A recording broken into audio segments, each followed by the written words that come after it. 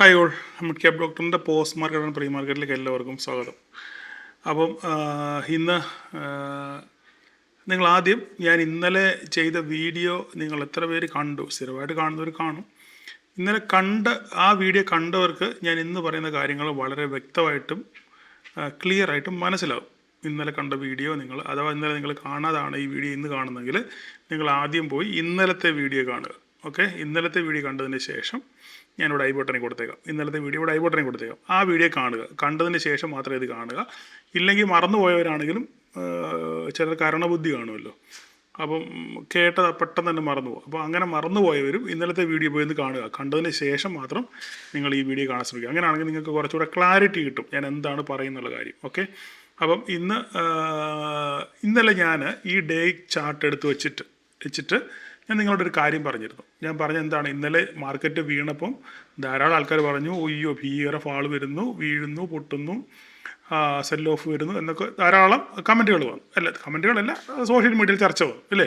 അപ്പോൾ ഞാൻ നിങ്ങളോട് എന്താ പറഞ്ഞത്, മാർക്കറ്റ് ഇവിടുന്ന് ഒരു 1000 പോയിൻ്റ് കയറി, 1000 പോയിൻ്റ് കയറിയതിന് ശേഷം വീണ ഒരു നോർമൽ കറക്ഷൻ അല്ലേ, ഒരു നോർമൽ കറക്ഷനായിട്ട് മാത്രമേ ഇതിനെ കൺസിഡർ ചെയ്യാൻ പറ്റത്തുള്ളൂ. അതിനുശേഷം 23,800 എന്ന് പറയുന്നത് പല വർഷങ്ങളായിട്ട് നമുക്കൊരു മേജർ സപ്പോർട്ടാണ്. മാർക്കറ്റ് ഒരു പക്ഷേ അവിടെ ഒന്ന് റീബൗണ്ട് ചെയ്യാനുള്ള സാധ്യത വളരെ കൂടുതലാണെന്ന് പറഞ്ഞു. ആ പറഞ്ഞ പോലെ തന്നെ ഇന്ന് മാർക്കറ്റ് ഏകദേശം 200 പോയിൻറ്റോളം മാർക്കറ്റ് 250 പോയിൻറ്റിന് മുകളിൽ മാർക്കറ്റിൽ നിന്ന് ട്രാവൽ ചെയ്തു അല്ലേ. ക്ലിയർ അല്ലേ? അപ്പോൾ ഞാൻ അത്രയും ഭാഗം പറഞ്ഞുകൊണ്ട് അവിടെ നിൽക്കുകയാണ്. ഇന്നലെ പറഞ്ഞ കാര്യത്തിന് തുടർച്ചയായിട്ട് ഞാൻ ഈ കാര്യം ചൂണ്ടിക്കാണിക്കാൻ വേണ്ടി പറഞ്ഞെന്ന് മാത്രമേ ഉള്ളൂ. അതുകൊണ്ടാണ് ഈ ഡേ ചാർട്ട് എടുത്തിട്ടേക്കുന്നത്. അപ്പം നാളെ വീണ്ടും നമുക്ക് ഈ 23,800 എന്ന് പറയുന്ന സംഗതി വളരെ നിർണായകമാണ്. 24,000 നമുക്ക് വളരെ നിർണായകമാണ്. അപ്പം മാർക്കറ്റ് 23,800 പൊട്ടി താഴെ പോവോ, 24,000 ഭേദിച്ച് മുകളിൽ പോവോ?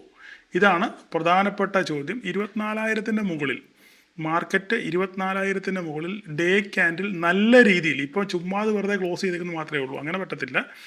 നല്ല രീതിയിൽ ഒരു മോർ ദാൻ 50% ഉള്ള ഒരു ക്യാൻഡിലോടുകൂടെ ക്ലോസിങ് കിട്ടുവാണെങ്കിൽ നമുക്കൊരു അപ്സൈഡ് പ്രതീക്ഷിക്കാം 24,000 മുകളിൽ. ഇല്ലാന്നുണ്ടെങ്കിൽ തിരിച്ച് താഴോട്ട് 23,800 വീണ്ടും വരുവാണെന്നുണ്ടെങ്കിൽ 23,800 പൊട്ടി താഴെ ക്ലോസിങ് വരുവാണെന്നുണ്ടെങ്കിൽ മാർക്കറ്റ് 23,800 താഴോട്ട് പോകും.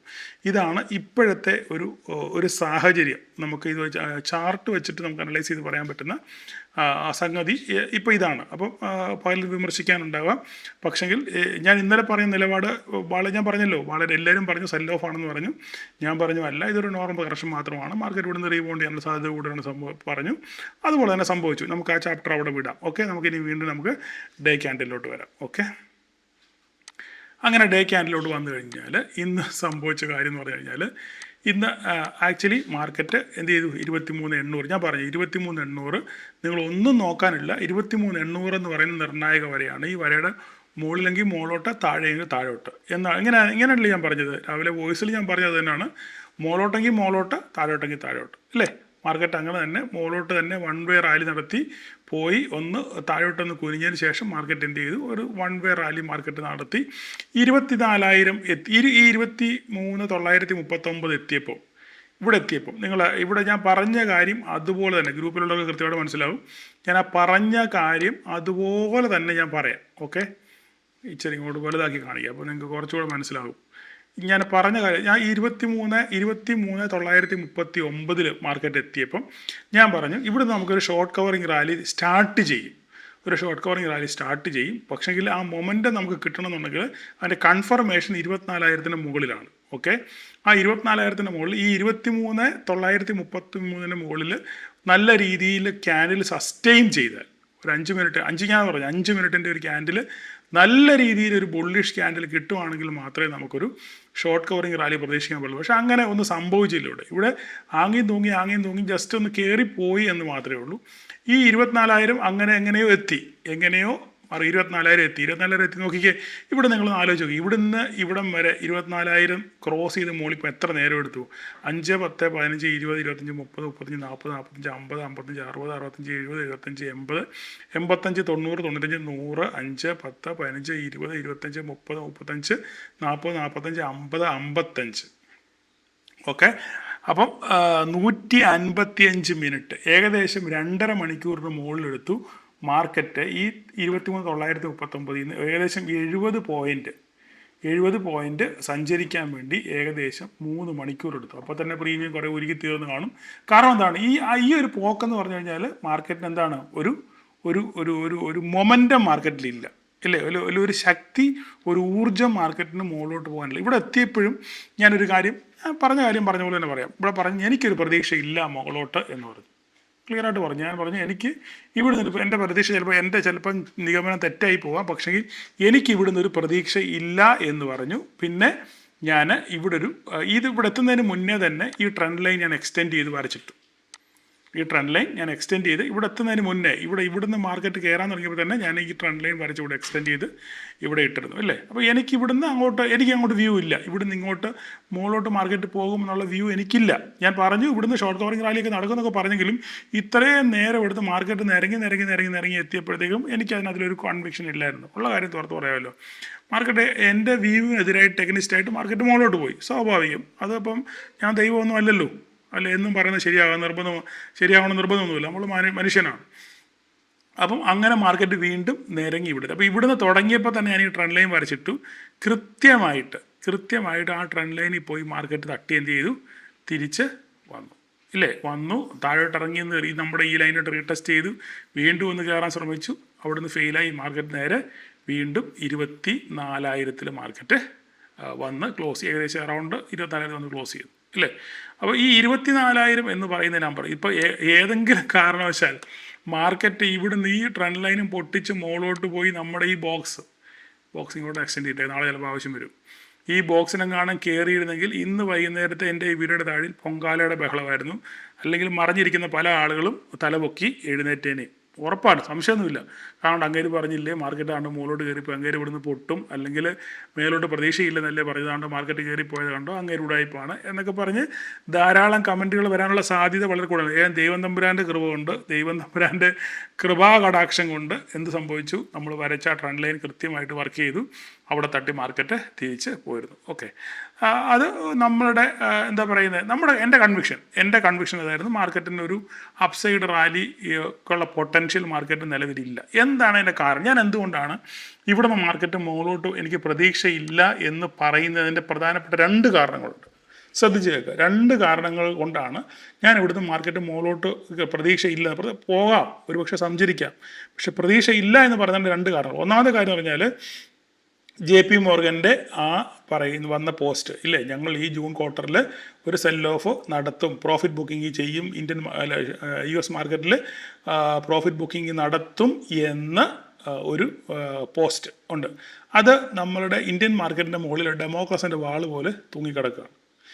അപ്പോൾ ഇപ്പോൾ എല്ലാവരും പാനിക്കിലാണ്, എപ്പം വീഴും, എപ്പം വരും, എപ്പോൾ സെൽ ഓഫ് വരും എന്നുള്ള ഒരു പാനിക് സിറ്റുവേഷൻ നിലവിൽ മാർക്കറ്റിലുണ്ട്. അപ്പോൾ ആ ഒരു ഫിയർ മാർക്കറ്റിലുണ്ട്. ഒന്ന്.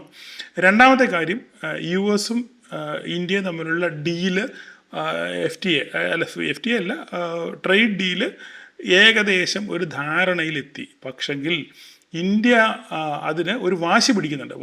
പറഞ്ഞാൽ ഇനിയും ഏതെങ്കിലും കാരണം, ഇപ്പം നമ്മൾ ഏതാണ്ട് 19% നമുക്ക് താരിഫ് അടിച്ച് എല്ലാം സെറ്റായി വന്നപ്പോഴാണ് കോടതി വിധി വന്നത്. ഈ പുള്ളിക്ക് പിന്നെ താരിഫ് അടിക്കാനുള്ള ഇതില്ല, അതുകൊണ്ട് തിരിച്ചു കൊടുക്കണമെന്നൊക്കെ പറഞ്ഞ് കോടതി വിധി വന്നു. അപ്പം നമ്മുടെ ട്രേഡ് ഡീൽ പിന്നെയും അത് പ്രശ്നമായി. ഇപ്പോൾ നമുക്ക് കുറച്ച് തരേണ്ടി വരും. ഓക്കെ, അപ്പം ഇതുപോലെ ഇനിയും ഭാവിയിൽ ഇതുപോലെ എന്തെങ്കിലും കോടതി വിധികളോ മറ്റ് പ്രശ്നങ്ങളോ ഉണ്ടായാൽ, അല്ലെങ്കിൽ ഇപ്പം ഈ കോടതി വിധി ലിഫ്റ്റ് ചെയ്യുവാണ്, ഇപ്പോൾ ഹയർ കോർട്ടിൽ പോയി അല്ലെങ്കിൽ വേറൊരു കോടതിയിലുണ്ടായി ഇതിനെതിരെ വിധിക്കുക, ഓക്കെ ട്രംപ് പറഞ്ഞ് ശരിയാണ് അങ്ങനെയായിരിക്കുകയാണ്, പിന്നെയും പുള്ളി പ്ലേറ്റ് തിരിക്കും. അപ്പോൾ അങ്ങനെ പ്ലേറ്റ് തിരിക്കാതിരിക്കാൻ ഈ ഉണ്ടാക്കുന്ന ട്രേഡ് ഡീലിന് ഞങ്ങൾക്കൊരു പ്രൊട്ടക്ഷൻ വേണം. ഓക്കെ, ഈ ട്രേഡ് ഡീൽ ഇപ്പോൾ ഈ കരാർ ഉണ്ടായിക്കഴിഞ്ഞാൽ ഈ കരാറായിരിക്കും മുന്നോട്ട് ഇനി എന്ത് പ്രശ്നങ്ങളുണ്ടായാലും, കോടതി വിധി വന്നാലും അല്ലെങ്കിൽ അവരുടെ ഭരണപരമായ ഗവൺമെൻറ് തലത്തിൽ മാറ്റങ്ങൾ വന്നാലും ഈ അംഗീകരിച്ച, രണ്ടുപേരും തമ്മിൽ അംഗീകരിച്ച ഈ പെർസെൻറ്റേജിന് അല്ലെങ്കിൽ ഈ കരാറിന് യാതൊരു മാറ്റമോ കോട്ടോ സംഭവിക്കത്തില്ല എന്ന് ഇന്ത്യക്ക് ഉറപ്പ് വേണം എന്ന് ഇന്ത്യ ശഠിച്ചിട്ടുണ്ട്. ഓക്കെ, അതിൽ അങ്ങോട്ടും ഇങ്ങോട്ടും ചെറിയൊരു ക്ലാഷ് ഉണ്ടോ എന്നൊരു സംശയമുണ്ട്. അപ്പോൾ എന്തായാലും വരും ദിവസങ്ങളിൽ നാളെയോ മറ്റന്നാളോ എന്തായാലും ഈ കാര്യങ്ങൾക്കൊക്കെ ഒരു തീരുമാനമോ, അതും ഒരു അൺസർട്ടനിറ്റി ഉണ്ട്. പിന്നെ സെമി കണ്ടക്ടർ സെക്ടറിലുള്ള ആ സെൽ ഓഫ് അത് തുടരുകയാണ്, ഇപ്പോൾ ഒരു ന്യൂട്രലായിട്ട് നിൽക്കുകയാണ്. അപ്പോൾ അതിൻ്റെയും എന്താ പറയുന്നത് ഒരു പാനിക് സിറ്റുവേഷൻ നമ്മുടെ മാർക്കറ്റിലുണ്ട്. അപ്പോൾ ഇതെല്ലാം കൂടി നിലവിൽ US മാർക്കറ്റിൽ ഒരു പ്രോഫിറ്റ് ബുക്കിംഗ് സിറ്റുവേഷൻ ഇതുവരെയും വന്നിട്ടില്ല. ഇന്നലെ അത്ര സെൽ ഓഫ് ഉണ്ടെങ്കിലും US മാർക്കറ്റിൽ ചെറിയ ന്യൂട്രൽ ഒരു ഫ്ലാറ്റായിട്ടാണ് ക്ലോസ് ചെയ്തത്. ഓക്കെ, US മാർക്കറ്റിന് അഫക്റ്റ് ചെയ്തിട്ടില്ല. അപ്പോൾ ഏത് നിമിഷവും US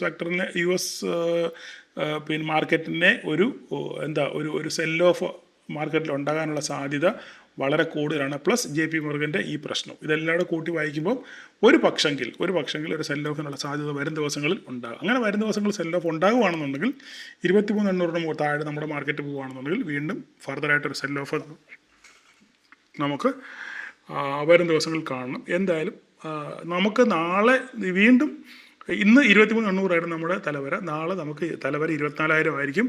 നാളെ ഒരു 15 മിനിറ്റ് നേരം 24,000 മുകളിൽ മാർക്കറ്റ് നിൽക്കുകയാണ്. 15 മുതൽ 30 മിനിറ്റ് വരെ, അങ്ങനെയാണ് പറയുക. ഒരു 30 മിനിറ്റ് വരെ 24,000 മുകളിൽ മാർക്കറ്റ് നിൽക്കുകയാണെന്നുണ്ടെങ്കിൽ നമുക്ക് ഫർദറായിട്ട് വീണ്ടും നമ്മുടെ ബോക്സിൽ ട്രെൻഡ് ലൈനും പൊട്ടിച്ച് നമ്മുടെ ബോക്സിൽ കയറാനുള്ള സാധ്യത നമുക്ക് തള്ളിക്കളയാൻ പറ്റത്തില്ല. നിൽക്കുന്നില്ല, 24,000 സസ്റ്റെയിൻ ചെയ്യുന്നില്ല എന്നുണ്ടെങ്കിൽ പതുക്കെ മാർക്കറ്റ് താഴോട്ടിറങ്ങി വരും. പിന്നെ 23,800 ആയിരിക്കും നമ്മുടെ താഴത്തെ സപ്പോർട്ട്. ഇത്രയും കാര്യങ്ങൾ നമ്മൾ ഓൾറെഡി പറഞ്ഞു. അപ്പം ഇതിൻ്റെ ഇടയിൽ JP മോർഗൻ അപ്പോൾ ഇതിനിടയിൽ ഞങ്ങൾ ഡിസ്കസ് ചെയ്ത ഒരു കാര്യം വെച്ചാൽ JP മോർഗൻ്റെ കയ്യിലുള്ള നമ്മുടെ ഇന്ത്യൻ മാർക്കറ്റിലെ ഇന്ത്യൻ സ്റ്റോക്സിൻ്റെ ഒരു വെയിറ്റേജ്, അതിൻ്റെ ഒരു ലിസ്റ്റ് കിട്ടിയിട്ടുണ്ട്. ഞാൻ ആ ലിസ്റ്റ് കൂടെ ഇവിടെ ഇടാം. ഒരു സെക്കൻഡ് ഒന്ന് ഹോൾഡ് ചെയ്യണേ. ഈ കാണുന്നതാണ് JP മോർഗൻ്റെ ഒരു പോർട്ട്ഫോളിയോ വെയിറ്റേജ്. അവരുടെ പോർട്ട്ഫോളിയോ വെയിറ്റേജ് ICICI ബാങ്കിനാണ് ഏറ്റവും കൂടുതൽ വെയിറ്റേജ് ഉള്ളത്, 9%. ഓക്കെ, ഈ ICICI ബാങ്കിൻ്റെ കഥ എടുക്കുമ്പോൾ ഞാനൊരു കാര്യം പറയാം. ICICI ബാങ്ക് ഇപ്പം നിൽക്കുന്ന ഓൾമോസ്റ്റ് ഓൾ ടൈം ഹൈയിലാണ് ICICI ബാങ്ക് നിൽക്കുന്നത്.